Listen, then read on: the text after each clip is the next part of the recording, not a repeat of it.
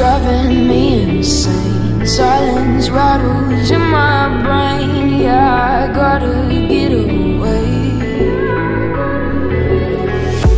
Always waiting for the phone, so I built my towers tall, wandering through these empty halls.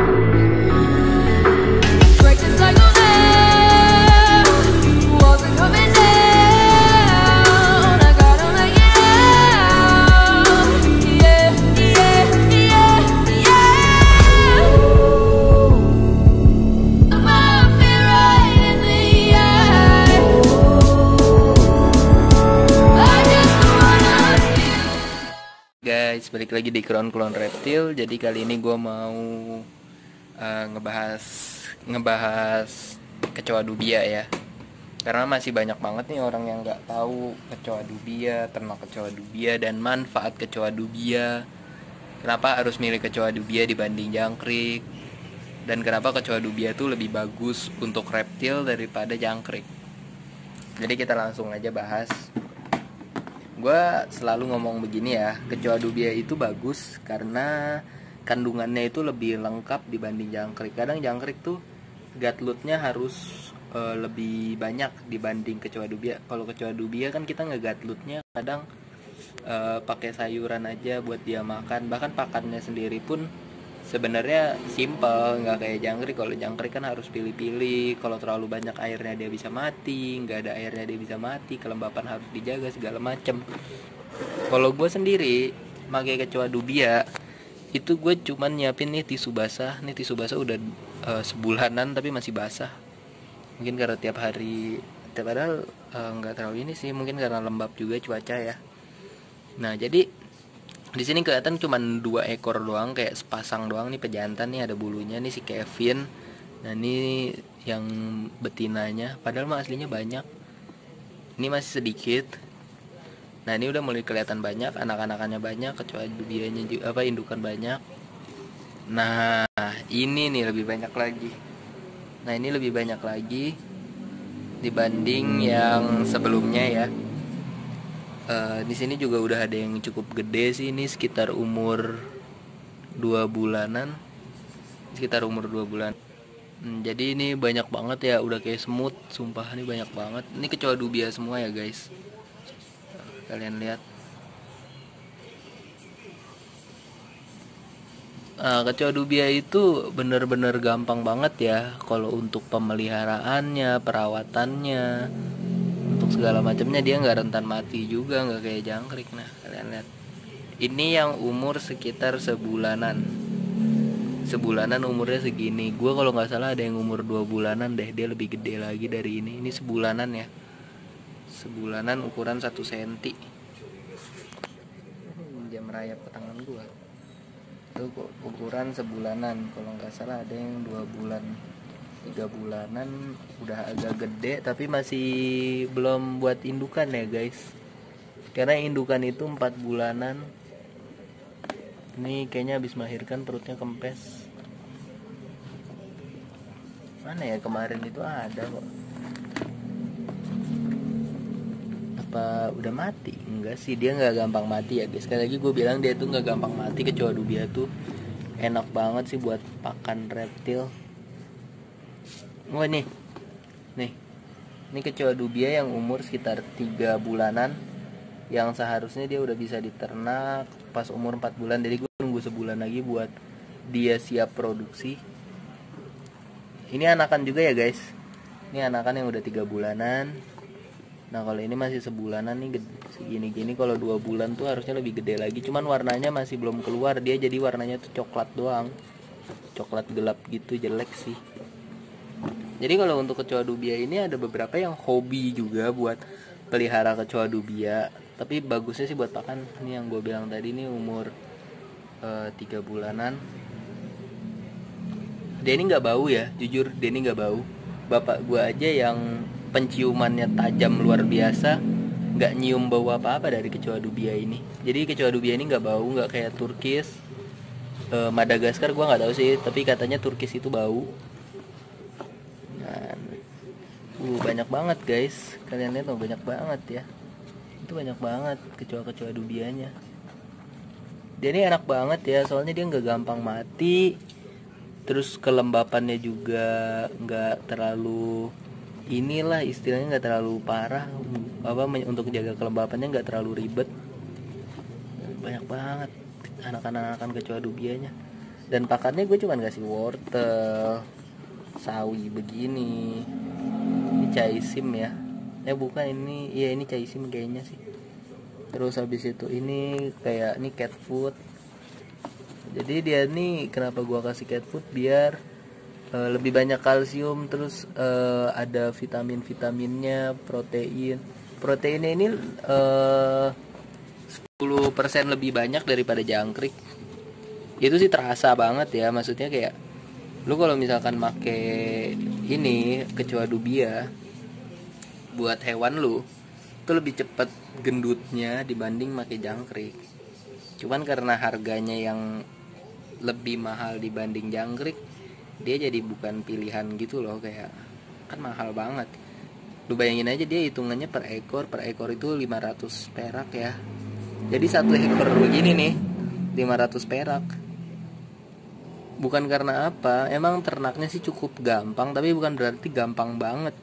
Sebenarnya lebih cenderung kayak lu harus udah paham ke serangga gitu lah sih. Soalnya dia perbandingannya 3:1. Dan kalau lu cuman melihara 4 ekor doang, 3 betina 1 jantan, itu dia gimana ya, kadang nggak cocok, kadang nggak kawin. Nah makanya di sini gue pejantannya sedikit banget karena banyakan yang mati. Nih cuman ada 2. Cuman ada 2 malah. 1, 2, 3. Ada 3 kayaknya. 3 pejantan. Dan ini tuh gue ngerasa kurang banget ya. 3 pejantan tuh kurang banget. Kenapa sih gue bilang kurang ya? Soalnya ya perbandingan pasnya kalau mau cepet banyak anaknya ini 3:1. Ibaratnya lu punya 30 betina, 10 pejantan. Kalau misalkan kayak gue di sini nih sebenarnya udah harusnya gue harus udah lebih fokus lagi untuk buat indukan aja, nggak gue jual. Emang kebetulan ini lagi gue fokusin buat indukan semua, nggak gue jual lagi karena udah tinggal sedikit banget guys. Sumpah ini udah tinggal sedikit banget. Anakannya juga masih pada kecil-kecil nih, sekitar awal tahun sih bisa bisa kita fokus lagi untuk penjualan. Karena sekarang ini masih sedikit banget. Dan jujur gue sedikit nggak sabaran. Jadi maksud gue kadang gue jualin, tapi gue harusnya lebih fokus lagi. Tapi ini bagus banget buat reptil kalian, bearded dragon, soalayar, salva. Bagus soalnya dibanding jangkrik yang kosongan, ini lebih berprotein. Terus juga nggak tahan mati, nggak disemutin. Gue cuma naruh biasa aja, nggak ribet-ribet, nggak kayak harus dikapurin, diiniin, ituin, ribet lah. Gue naruhnya biasa aja, kayak tempatnya begini ya udah begini aja, nggak neko-neko, nggak ribet. Terus tempat airnya cukup begini, nggak gue semprot jujur. Ini bahkan udah sampai hitam, udah sampai coklat. Ini nggak gue apa-apain, cuman begini aja. Kadang dia kalau mau minum ya dipencet pun masih keluar air, noh. Masih ada airnya, nah tuh. Jadi dia ini kan nggak kayak ini ya, nggak kayak hewan-hewan yang butuh genangan air untuk berendam, untuk minum. Dia lembab-lembab begini aja udah bisa minum. Serangga tuh enaknya begitu. Makanya kalau melihara untuk pakan tarantula pun oke, nggak masalah. Soalnya ya itu, dia itu lebih berprotein dan nggak kayak ulet Hongkong atau ulet-uletan lain yang bisa bikin panas, bisa bikin lemas.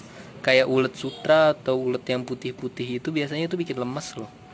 Gue dulu main burung kicau, full gue jor pakai ulet bambu ya kalau dibilangnya tuh. Itu jadi lemas, mainnya kurang bagus, segala macam, itu lemes jadinya si burungnya ini. Dan semenjak itu gue lebih fokus pakai ulet Jerman. Yang pertama lebih panas, yang kedua bikin dia over mainnya. Tapi kita harus pinter nyetingnya juga sih. Kadang kalau over banget mainnya kurang bagus. Nah ini sekali lagi gue bilang, kalau kalian beli kecoa dubia, kalian harus ngelihat dari warnanya. Nih kayak ini kan udah mau full hitam ya, udah mau full hitam, coraknya udah nggak kelihatan. Ini udah tua banget guys, ini udah tua. Ini bukan kelainan genetik melanistik ya. Jadi ini udah tua dan umurnya tuh nggak lama sih. Dia berak, sialan. Jadi udah tua, nggak kayak yang muda itu. Kayak gini kan, nih masih muda nih, masih ada coraknya, motifnya. Kayak ini nih, ini walaupun kecil tapi ini hitungannya udah tua loh. Soalnya lebih gelap warnanya dibanding yang ini tadi. Soalnya pertumbuhan dia tuh tergantung pakannya dia juga. Kadang kalau pakannya kurang oke, kurang bagus, dia bisa jadi kecil, nggak kayak temen-temennya. Nanti kayak gini nih, gua perbandingin. Ini masih muda, ini umur sekitar 5 bulan 6 bulanan. Ini mungkin udah mau setahun, dan ini udah setahunan lebih. Jadi ini udah tua hitungannya. Dan gua rasa dia juga udah lebih nggak aktif dibanding yang lain. Kalau yang lain kan aktif banget tuh. Gua pegang aja dia mau kabur, kabur. Apalagi yang anakannya gue pegang dikit tuh, kabur. Kalau ini tuh dia lebih cenderung kalem karena dia udah tahu umurnya dia gitu. Kayak seandainya gue mati pun gak masalah. Tapi gue penasaran dia hamil gak sih. Takutnya dia mau gue kasihin ke reptil gue, dia gak taunya lagi hamil, sayang banget kan anakannya. Tapi gue penasaran banget, pengen gue kasihin ke Panana. Tapi nantilah gue kasihinnya. Gue pengen nyari anakannya sih. Anakannya nih yang kayak gini nih udah, jatuh. Gak masalah sih, jatuhnya masih ke dalam. Gue ngeri banget kalau keluar tuh jadi invasif gitu loh, jadi banyak nantinya